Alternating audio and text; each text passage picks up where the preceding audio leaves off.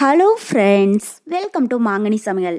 இன்றைக்கி நம்ம மாங்கனி சமையலில் ரொம்பவே பாரம்பரியமான ஒரு ஸ்வீட் ரெசிபி செட்டிநாடு ஸ்பெஷல் உக்காரை எப்படி பண்ணுறதுன்னு தான் பார்க்க போகிறோம். ஸோ இது ரொம்பவே குறைந்த பொருட்களை வச்சு ஈஸியாக சட்டுன்னு செஞ்சு முடிச்சிடலாம். டேஸ்ட்டு பார்த்தீங்க அப்படின்னா அப்படியே நம்ம அல்வா சாப்பிட்ற மாதிரியே வாயில் வச்சதும் கரைஞ்சி போயிடும். ஸோ கண்டிப்பாக நீங்கள் ட்ரை பண்ணி பாருங்கள். குழந்தைங்கள்லேருந்து பெரியவங்க வரைக்கும் எல்லோரும் ரொம்ப ரொம்ப விரும்பி சாப்பிடுவாங்க. சரி வாங்க, இப்போ இந்த உக்காரை எப்படி பண்ணுறதுன்னு பார்க்கலாம். இது பண்ணுறதுக்கு ஃபஸ்ட்டு ஒரு கடாயில் நான் 1 கப் அளவுக்கு பாசிப்பருப்பு எடுத்து வச்சுருக்கேன். அதை உள்ள சேர்த்திடலாம். இது நமக்கு கிட்டத்தட்ட 200 கிராம் அளவு இருக்குது. சேர்த்துட்டு இப்போ ஸ்டவ் மீடியம் ஹீட்டில் வச்சு இது நல்லா வாசம் வர அளவுக்கு வறுத்து எடுத்துக்கோங்க. ஸ்டவ் மீடியம் ஹீட்லேயே வச்சு வருங்க. அப்போ தான் பருப்பு கருகிடாமல் ஒரே மாதிரி நல்லா வறுப்பட்டு வரும். இப்போ பாருங்கள், பருப்பு நல்லா பொன்னிறமாக வறுப்பட்டு நல்லா வாசம் வருது. உங்களுக்கு பார்க்குற போதே தெரியும் கலர் நல்லா சேஞ்ச் ஆகி வந்திருக்கு.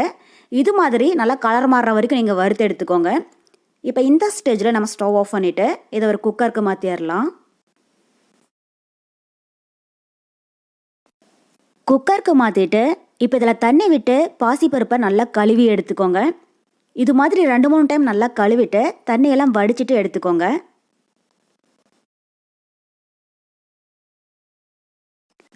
இப்போ பருப்பை நல்லா வாஷ் பண்ணிவிட்டு இதில் ஒரு 2 கப் அளவுக்கு தண்ணி சேர்த்திக்கோங்க. ஸோ நீங்கள் எந்த கப்பில் பாசிப்பருப்பு எடுத்தீங்களோ அதே கப்பில் 1 கப் பருப்புக்கு 2 கப் தண்ணி சேர்த்திக்கோங்க. இது வெந்து வர்றதுக்கு சரியாக இருக்கும். இப்போ குக்கரோடைய மூடி போட்டு மூடி வச்சிடலாம். இது மீடியம் ஹீட்டில் 3 விசில் இருக்கட்டும். 3 விசில் ப்ரெஷர் ஃபுல்லாக ரிலீஸ் ஆனதுக்கப்புறமா இதை தனியாக எடுத்து வச்சுடுங்க. இப்போ அடுத்தது நம்ம வெல்லத்தை கரைச்சி எடுத்துடலாம். அதுக்கு ஒரு பாத்திரத்தில் 3 கப் அளவுக்கு பொடிச்ச வெல்லம் சேர்த்திக்கோங்க. ஸோ 1 கப் பாசிப்பருப்புக்கு 3 கப் அளவுக்கு வெல்லம் சேர்த்திக்கோங்க. இனிப்பு அளவாக இருக்கும். உங்களுக்கு ஒரு வேளை ஸ்வீட் ரொம்ப பிடிக்கும் அப்படின்னா 3.5 கப் சேர்த்திக்கோங்க. சேர்த்துட்டு கூடவே 1/2 கப் அளவுக்கு தண்ணியும் சேர்த்திடலாம். இப்போ ஸ்டவ் மீடியம் ஹீட்டில் வச்சு இதை நல்லா கலந்து விட்டுட்டே இருங்க. பாகு கம்பி பார்த்தா வரணும் அப்படிங்கிற அவசியம் இல்லை. வெல்லம் தண்ணியில் நல்லா கரைஞ்சிச்சின்னா போதும். ஏன்னா வெள்ளத்தில் பார்த்தீங்கன்னா நிறைய மண் அப்புறம் தூசியெல்லாம் இருக்கும். இது மாதிரி நம்ம தண்ணியில் கரைச்சிட்டு வடித்து சேர்க்குற போது அந்த மண் தூசியெல்லாம் ஃபில்டர்லேயே நின்றுடும். அதுக்காக தான். ஸோ நீங்கள் ஒரு வேளை சுத்தமான வெல்லம் யூஸ் பண்ணினீங்க அப்படின்னா இது மாதிரி கரைச்சிட்டு வடித்து சேர்க்கணும் அப்படிங்கிறது கிடையாது. நீங்கள் டைரெக்டாக அப்படியே யூஸ் பண்ணிக்கோங்க.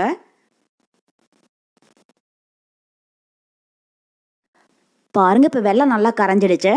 இப்போ இந்த ஸ்டேஜில் இதை ஒரு ஓரமாக எடுத்து வச்சிடலாம். இப்போ அடுத்தது ஒரு கடாயில் 1/2 கப் அளவுக்கு நெய் சேர்த்திக்கோங்க. ஸோ இந்த ஸ்வீட் பண்ணுறதுக்கு நமக்கு 1/2 கப்லேருந்து 3/4 கப் அளவுக்கு நெய் தேவைப்படும். எந்த அளவுக்கு நெய் சேர்க்குறமோ அந்தளவுக்கு ஸ்வீட் நல்லா டேஸ்ட்டாக இருக்கும். உங்களுக்கு ஒரு வேளை ஃபுல் அண்ட் ஃபுல் நெய் வேண்டாம் அப்படின்னு நினச்சிங்கன்னா பாதி அளவுக்கு நெய்யும் கூட பாதி அளவுக்கு சன்ஃப்ளவர் ஆயிலும் ஆட் பண்ணிக்கோங்க. இப்போ நெய் உருகினதும் இதில் ஒரு 1/2 கப் அளவுக்கு வெள்ளை ரவை எடுத்து வச்சுருக்கேன். அதை உள்ள சேர்த்திடலாம். ஸோ நம்ம எப்போயுமே உப்புமாக்கெல்லாம் பயன்படுத்தவும் இல்லையா, அந்த ரவை தான் யூஸ் பண்ணுறேன்.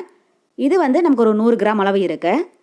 சேர்த்துட்டு இப்போ ஸ்டவ் மீடியம் ஹீட்டில் வச்சு இது நல்லா பொன்னிறமாக அளவுக்கு வறுத்துடுங்க. பாருங்கள், இப்போ ரவை லைட்டாக பொன்னிறமாக வறுப்பட்டுருச்சு. இப்போ இந்த ஸ்டேஜில் ஒரு 1/2 கப் அளவுக்கு துருவனை தேங்காய் சேர்த்திக்கோங்க. சேர்த்துட்டு இதையும் லைட்டாக பொன்னிறமாக அளவுக்கு வறுத்துடுங்க. இது மாதிரி இந்த ஸ்வீட் பண்ணுறதுக்கு நம்ம தேங்காயை நெய்லியே வறுத்துட்டு பண்ணுறம்போது ஸ்வீட் நல்ல மணமாகவும் ருசியாகவும் இருக்கும். நம்ம 2-3 நாள் வரைக்கும் கூட வச்சுருந்து சாப்பிட்லாம். அதுவும் ஃப்ரிட்ஜில் வச்சோம் அப்படின்னா 1 வாரம் 10 நாள் வரைக்கும் கூட ரொம்பவே நல்லா இருக்கும். வேணுங்கிற போது எடுத்து சாப்பிட்டுக்கலாம். பாருங்கள், இப்போ ரவையும் தேங்காயும் நல்லா பொன்னிறமாக வறுப்பட்டு நல்ல ஸ்மெல் வர ஆரம்பிச்சிடுச்சு. உங்களுக்கு பார்க்குற போதே தெரியும். ரொம்பவே கார் மாறிடக்கூடாது. இந்தளவுக்கு லைட்டாக பொன்னிறமாச்சுன்னா போதும். இப்போ இந்த ஸ்டேஜில் நம்ம வேக வச்சு எடுத்துருக்கிற பாசிப்பருப்பை உள்ள சேர்த்திடலாம். பாருங்கள், பருப்பு நல்லா குழைவாக வெந்திருக்கு. இதை மசிச்சு விட வேண்டாம், அப்படியே சேர்த்திக்கோங்க. நம்ம ஒரு 5 நிமிஷம் போல் கைவிடாமல் நல்லா கலந்து விட்டோம் அப்படின்னா சாஃப்ட் ஆகிடும். அதே மாதிரி நம்ம சேர்த்த தண்ணிக்கும் பருப்பு வெந்து வரதுக்கும் சரியாக இருக்குது. ஒருவேளை தண்ணி அதிகமாக இருந்துச்சுன்னா வடிக்க வேண்டாம், அப்படியே சேர்த்திக்கோங்க. சேர்த்துட்டு இப்போ ஸ்டவ் மீடியம் ஹீட்டில் வச்சு இதை ஒரு 2 நிமிஷத்துக்கு கைவிடாமல் நல்லா கலந்து விட்டுட்டே இருங்க. இன்னும் கொஞ்சம் திக்காகிற வரைக்கும். இப்போ பாருங்கள், ஒரு 2 நிமிஷத்துக்கு அப்புறமா ரவை நல்லா சாஃப்டாக வெந்து ஸ்வீட் ஓரளவுக்கு திக்காக ஆரம்பிச்சிடுச்சு. இப்போ இந்த ஸ்டேஜில் நம்ம கரைச்சி வச்சுருக்கிற வெள்ளைப்பாகை ஒரு டீ ஃபில்டர் வச்சு வடித்து உள்ளே சேர்த்திடலாம். பாருங்கள், வெள்ளத்தில் எவ்வளோ மண் தூசியெல்லாம் இருக்குது. அது எல்லாமே ஃபில்டரில் நின்றுடுச்சு. இப்போ வெள்ளைப்பாகு சேர்த்திட்டு இதை ஒரு 5 நிமிஷத்துக்கு கைவிடாமல் நல்லா கலந்து விட்டுட்டே இருங்க. இப்போ பார்த்தீங்கன்னா ஸ்வீட் இணக்கமாக இருக்கிற மாதிரி தான் இருக்கும். ஒரு 5 நிமிஷம் நல்லா கலந்து விட்டிங்கன்னா நல்லா கெட்டிப்பட ஆரம்பிச்சிடும். பாருங்கள், இப்போ ஸ்வீட் வந்து ஓரளவுக்கு திக்காயிடுச்சு. இப்போ இதில் ஒரு 1/4 கப் அளவுக்கு நெய் சேர்த்திடலாம். சேர்த்துட்டு இப்போ இதை நல்லா கலந்து விடுங்க.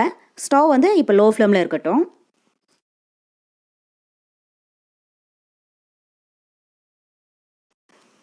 பாருங்கள், இப்போ நெய் வந்து ஸ்வீட்டோட நல்லா அப்சர்வ் ஆகிடுச்சு. இப்போ கடைசியாக இது கூட ஒரு 15 போல் முந்திரி பருப்பை கொஞ்சமாக நெய்யில் வறுத்து வச்சுருக்கேன், அதை உள்ள சேர்த்திடலாம். கடைசியாக வாசனைக்காக ஒரு 1/2 டீஸ்பூன் ஏலக்காய் பவுடரும் சேர்த்திக்கோங்க. சேர்த்துட்டு இப்போ ஒரு டைம் லைட்டாக கலந்து விட்டுறலாம். இப்போ பாருங்கள், ஸ்வீட் வந்து பாத்திரத்தில் ஒட்டாமல் ஓரளவுக்கு சுருண்டு வருது.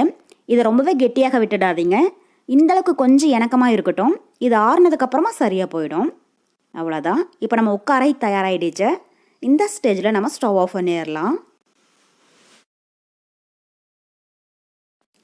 அவ்வளோதான். நமக்கு இப்போது ரொம்ப ரொம்ப சுவையான செட்டிநாடு ஸ்பெஷல் உக்காரை சூப்பராக தயாராகிடுச்சு. இதனுடைய டேஸ்ட் அப்படியே அல்வா மாதிரியே அவ்வளோ ரொம்ப நல்லா இருக்கும். ஸோ கண்டிப்பாக நீங்கள் செஞ்சு பாருங்கள். வீட்டில் எல்லோரும் விரும்பி சாப்பிடுவாங்க. செஞ்சு பார்த்துட்டு எப்படி இருக்குன்னு கமெண்ட் பாக்ஸில் சொல்லுங்கள். என்னுடைய இந்த ரெசிபி வீடியோ உங்களுக்கு பிடிச்சிருந்தா லைக் பண்ணுங்கள். உங்கள் ஃப்ரெண்ட்ஸ் அண்ட் ரிலேட்டிவ்ஸ் கூட நிறைய ஷேர் பண்ணுங்கள். மறக்காமல் மாங்கனி சமையலுக்கு சப்ஸ்கிரைப் பண்ணுங்கள். நன்றி.